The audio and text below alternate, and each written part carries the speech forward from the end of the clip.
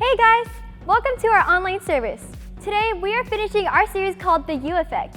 Today we'll be talking about how you can influence others even if you have made mistakes in the past or if you feel like you've ruined any possible chance of influence. Remember, God is never done with anyone, no matter what they have done. So, before we start, fill out a Connect card or a prayer request on the links above. You can even ask your host to pray for you right now with the live prayer link. Hope you guys enjoy the service, and I'll see you all after the message. Roots online service starts right now.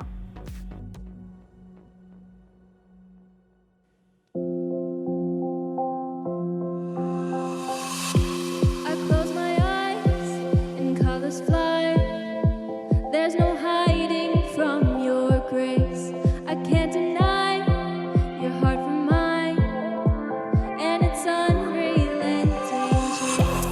I was on the edge of deception, caught up in my own hesitation, until your love took over me. So I let go and I let go. Show me life like it's supposed to be. An oasis, here oasis, all the freedom I'll ever need. Now I'm alive. Oh la la, oh la la. When I let go, then I found love. Oh la la, oh la la. When I let go, then I found love.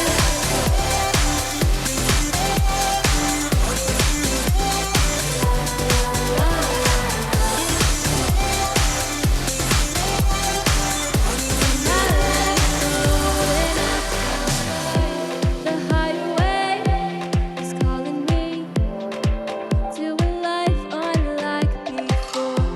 The Father's heart is beckoning, and I can't resist no more. Lead me in the ways of devotion. I don't wanna get caught in emotions. My heart is only for you, Lord. So I let go and I let go. Show me life like it's supposed to be. An oasis, here oasis, all the freedom I'll ever need. Now I'm alive. Oh la la, oh la la. When I let go, then I found love. Oh la la, oh la la. When I let go, then I found life.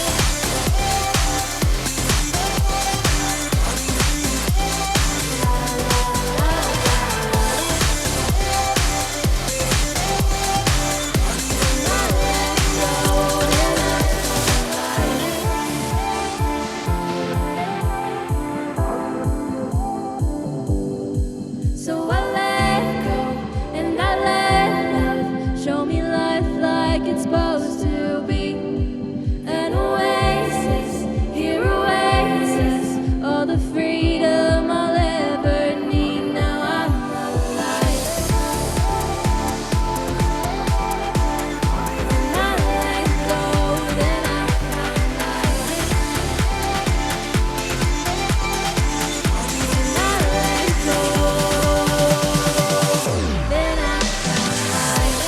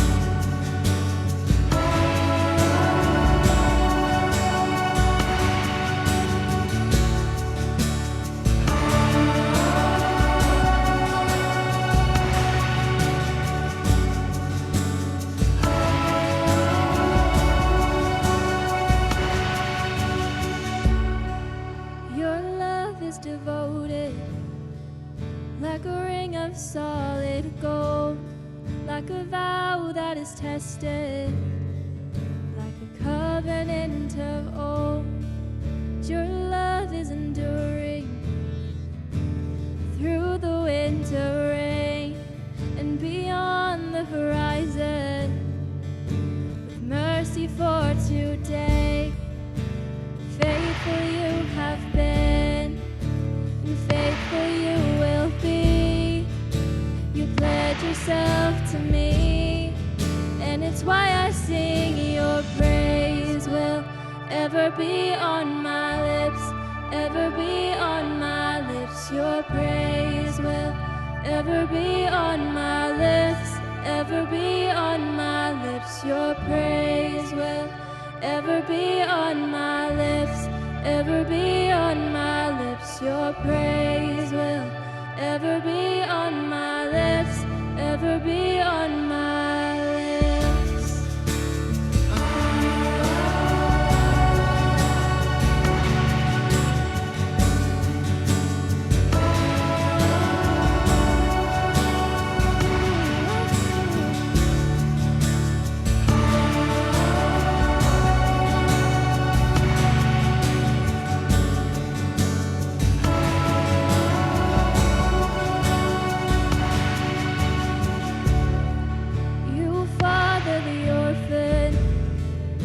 Your kindness makes us whole, and you shoulder our weakness, and your strength becomes our own. Now you're making me like you, clothing me in white, bringing beauty from ashes. You will have your bride, free of all her guilt, rid of all her shame, and known by her true name. And it's why I sing. Your praise will ever be on my lips, ever be on my lips. Your praise will ever be on my lips, ever be on my lips. Your praise will ever be on my lips, ever be on my lips. Your praise will ever be on my lips, ever be on my lips. You will be praised, you will be praised. With angels and saints we sing, worthy are you, Lord. You will be praised, you will be praised.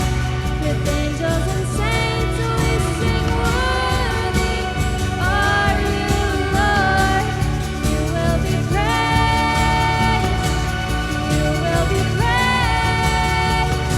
With angels and saints we sing, worthy are you, Lord. You will be praised, you will be praised. With angels and saints we sing, worthy are you, Lord. And it's why I sing. Your praise will ever be on my lips, ever be on my lips. Your praise will ever be on my lips, ever be on my lips. Your praise will ever be on my lips, ever be on my lips. Your praise will ever be on my lips, ever be on my lips.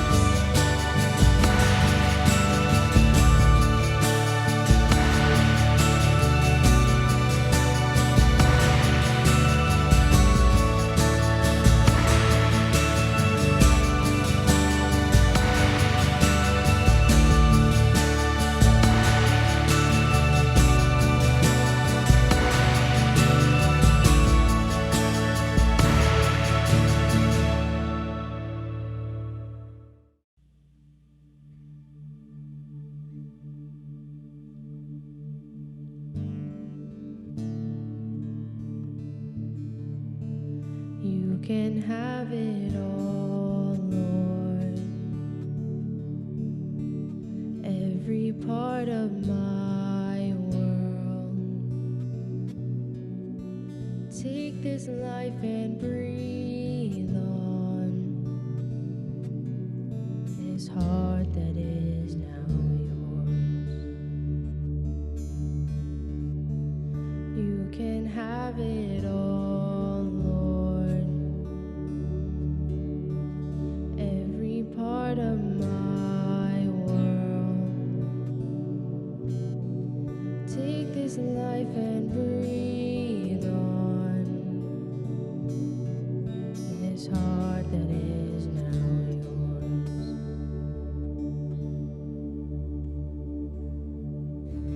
Oh, the joy I found surrendering my crowns at the feet of the King.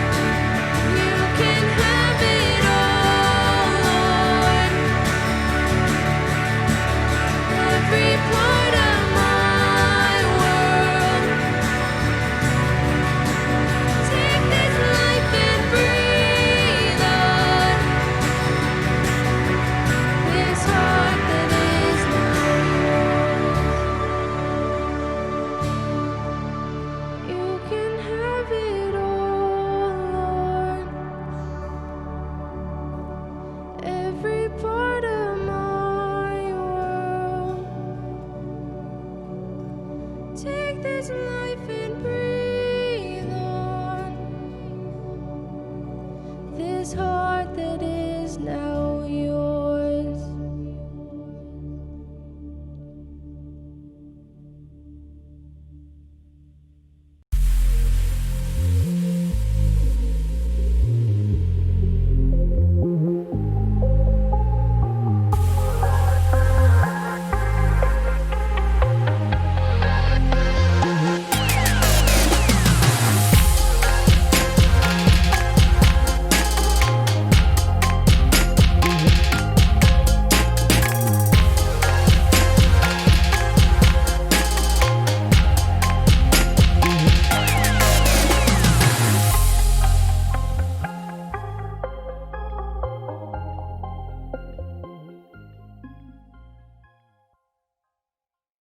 Hey guys, welcome to our third week of our The You Effect series. So let me ask you this. Have you ever heard the phrase cause and effect? It's basically when one thing happens as a result of a different thing for happening. For example, cause. My mom is in a great mood today. The effect. I'm totally going to ask her for concert tickets. Cause. My teacher sprung an unexpected project on our class due Monday. Effect. My weekend is now destroyed. Cause. I look like a mess today. Effect. I don't feel confident enough to talk to that guy or that girl that I have a crush on in my trig class. Cause. We played terrible in last night's game. The effect. The coach pushed us harder in practice today. You get the idea? And here's what's funny for me. I'm guessing it's true for you too. When I experience something and the effect is great, I'm the first to say, the cause is me. I am the great thing that caused the great effect. Okay, I don't say that out loud, but I totally hype myself up in my own head. On the flip side, I run into effects all the time that are bad. And I'm 0% likely to say, that's me, I did that, I'm the cause. In fact, if I lose my keys, I'll blame my wife thinking that she moved them, or the weather or the cat or the song playing on the Apple Music that totally distracted me or whatever. Is that just me? And in life, sometimes we all mess up. We slip up. We make mistakes. We drift away from what we know that we are supposed to do. And the effect, we lose influence. Here's what I mean. Sometimes this happens in a big way. We'd make a big mistake and what we did becomes the headline gossip at school or on the team or even in life groups.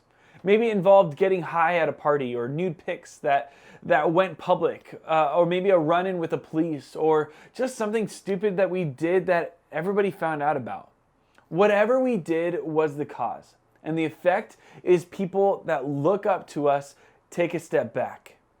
People that listen to us, they turn down the volume. Adults who respected us give us that disappointed look. Even the people that are normally quick to hang out with us, they are suddenly just really busy. Sometimes this happens in a small way over time. It wasn't one huge decision, it was just a series of small decisions, small changes in our friend group. One-time things that turn into all-time things until we're suddenly a different person and we're seen differently. In my first church that I served in, I had been with my students, some of them for 5 years, and I had earned their trust. I had built great relationships with them, and many of them looked up to me for spiritual guidance. But I had not always lived the perfect life behind the scenes, and I had a sexual relationship with an ex-girlfriend that had been made known to the other pastors in my church. And because of this, I had to confess in front of everyone and step down from my position. And in that moment, I wept. It was probably one of the hardest that I have ever cried in my life. Not because I had sinned. I had already dealt with that with God. But because I knew that I had let my students down and that they would no longer be seeing me as their youth pastor or someone who influenced them. It was because of my past choices and them being known, my choices being known to everyone, which made me lose my influence. That was the effect. Not only can we lose influence because of our choices, but how we treat people can increase or decrease the effect we have on the lives of others. Over time, if those interactions are negative, people could stop trusting us or stop wanting us to be around. And as a result, we can lose our positive effect slowly over time. And before we even realize it, our relationships have changed and we can end up feeling like we can't ever get back what we lost. And here's the thing, losing influence happens to all of us because none of us are perfect. We all make decisions that create distance between us and the people around us. And when that happens, nearly all of us tell ourselves the same thing. That's it. Story is over. We mess up, do something stupid, people find out, and we decide not to go to church this week. Or we stay quiet in life group. Or we ghost our friend group. And more often than not, 1 week turns into 2, and then 2 weeks turns into 2 months. And before long, we start telling ourselves, well, I used to be a church person, a God person, a small group person, but that's not me now. I'm not going to have influence or be a person who changes someone's life because of Jesus. Maybe I was once a person with a positive you effect on the people around me, but that's just not who I am anymore. And if that's you, you aren't the first to feel this way. The Bible is full of people who had positive influence, lost it, and were sure their story was completely over. And this week we're going to look at a woman whose influence nearly hit rock bottom. In her culture, women already had less influence than men. They were seen as property, and people believed that they had very little value. And in this case, the woman made some pretty bad decisions that led her to lose what little influence she had. Her encounter with Jesus was recorded by Luke, a physician and a researcher who spent time with people who knew Jesus and wrote down their stories. And this particular account begins with a dinner invitation. So let's pick it up in Luke 7, verse 36. When one of the Pharisees invited Jesus to have dinner with him, he went to the Pharisee's house and reclined at the table. Okay, so for context, the Pharisees were Jewish leaders who were dedicated to following Jewish religious law. And because of that, they were confident that they had positive effect on others. They were so confident, in fact, that they looked down on others who seemed to have less influence than they did. So with that in mind, here's what happened next in verse 37 and 38. A woman in that town who lived a sinful life learned that Jesus was eating at the Pharisee's house. So she came there with an alabaster jar of perfume. And as she stood behind him at his feet weeping, she began to wet his feet with her tears. Then she wiped them with her hair, kissed them, and poured perfume on them. So this might sound weird, but foot washing was common in that time. Imagine spending all day walking on a dirt road with sandals. Everyone's feet would be nasty. So it wasn't unusual to wash your feet when coming into someone's house. What was different about this situation was that this woman wasn't using water, but an expensive jar of perfume. This was about more than clean feet. It was like an act of worship. And the Pharisees had thoughts about it themselves. Verse 39 says, when the Pharisees who had invited him saw this, he said to himself, if this man were a prophet, he would know who is touching him and what kind of woman she is, that she is a sinner. The thing is, the Pharisee had Jesus all wrong. He thought Jesus would back away from being touched by a sinful woman, when in reality, she was exactly the kind of people Jesus was drawn to, and the kind of people drawn to Jesus. He preferred it that way. People with no influence were drawn to Jesus. People who were sinners were drawn to Jesus. People who had negatively affected others were drawn to Jesus. This woman knew that she had a bad reputation and no influence or respect in this group especially. And that's what drove her straight to his feet.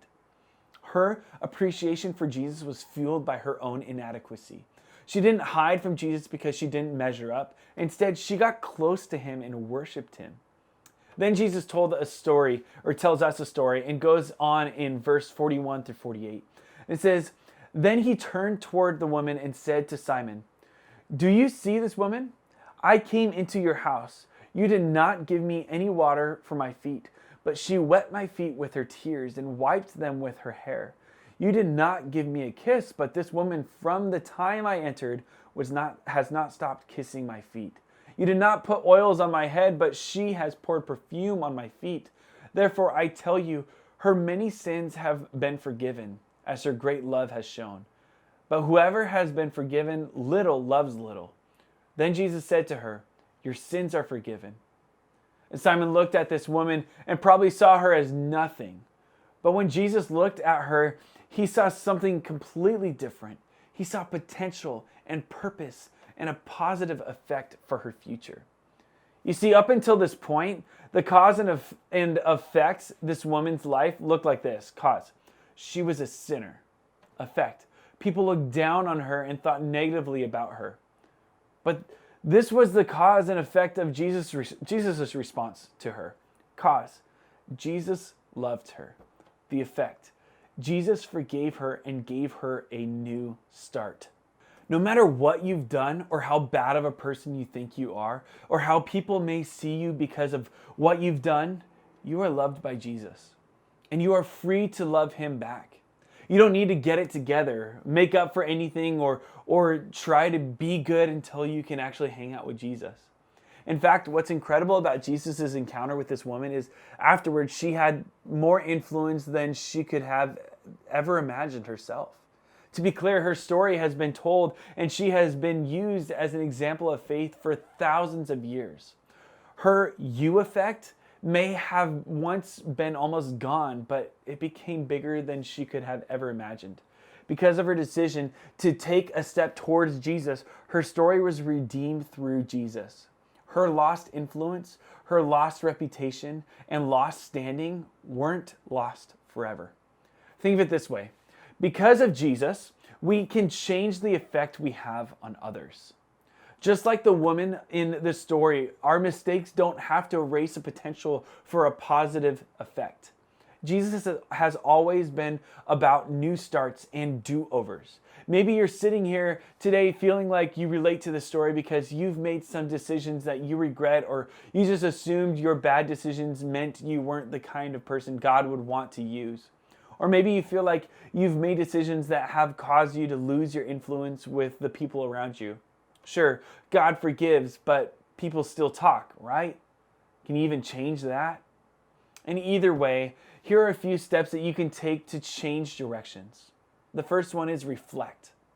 Ask yourself, what small steps or big decisions are leading me to have a negative effect on others? Is it in how you speak to others? Are you too harsh or sarcastic in your responses? Maybe you're getting drunk or smoking weed or making impulsive decisions that are borderline reckless. Maybe you're lying to the people who are closest to you, or you're pretending to be someone that you're not. Whatever it is, take some time to think honestly about what may be causing the you effect to be not so good. The next one is confess. If there are choices that have led you to have a negative effect on others, talk to God about it. Invite him into your mess. Just like the woman at the dinner party, we can approach Jesus no matter what other people think or say about it. He isn't surprised. He isn't mad. He is quick to forgive and accepts us just as we are. He sees us exactly as we are, people made in his image with incredible potential. And you may want to talk to an adult about your past decisions as well. That's why life group leaders show up every week, and they want to be a safe place for you to say anything that they can help you to figure out what to do next. Rebuilding trust with people takes time and some intentionality, but your leader can help you with that. And the next one, the third one, identify a specific step you can take to move in the right direction to rebuild trust after the negative effect you have had on people around you because of the choices that you've made. Maybe it's apologizing to someone you have mistreated or lied to. Maybe it's changing the way that you speak to people. Maybe it's asking someone to check in with you and remind you about the positive decisions that you've made to change. And as you leave today, remember, because of Jesus, we can change the effect we have on others. Lost influence doesn't have to be lost forever. You have the ability to take a step in a different direction. And as you think of people who are in Roots, know that's true for everyone here that's watching and everyone who isn't. Maybe you know someone who made some choices that disappointed you or made you think of them differently. If that's true, know because of Jesus that they can have a new start too. And you can be a part of reminding them that they're welcome, loved, and accepted here with us. And the truth is, all of us mess up sometimes. We take our you effect from positive to negative, and we need a fresh start. And when that happens, we're all tempted to give up, to just walk away, or to assume the story is just over. Like, oh, I messed up, it's just done. But Jesus makes it so clear. Nobody in this who's watching this right now gets to say the story is over, but him. And when we take a step towards him, he invites us to get up instead of give up, and to change the effect one step at a time. So let me pray. Father, I pray that if this is affecting anyone right now, they're thinking of their past decisions, their past choices, and thinking, oh man, God can never use me anymore. I screwed up. I did this, and I can't believe I did that. God, I pray that we understand that you are a God of redemption, that you can do something big in every single person's life who's watching this, that you are a God of forgiveness and a God who heals. So God, I pray that if anyone is struggling and needing that healing in their life, that you can start doing the work right now, and they can start making positive choices and move their life in a direction that is positive to make an influence and a better influence on other people around them. So God, give them the strength to do it. And we love you, Jesus, and pray this in your name. Amen. All right, thanks, guys. We will see you guys next week online again.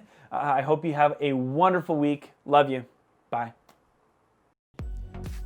Hey Roots, thanks for joining our online service today. I hope you learned that God can use anyone to have an influence. Even a lady who has a super broken past and was a sinner, God used her. And he can use you no matter what your background is. How great is that? To finish off, I hope you can hang around a little bit and chat with your online host today. Talk about the message, answer the questions that will be on the screen, and catch up with others from Roots. We'll see you guys back here next week as we start a brand new series. Bye, guys.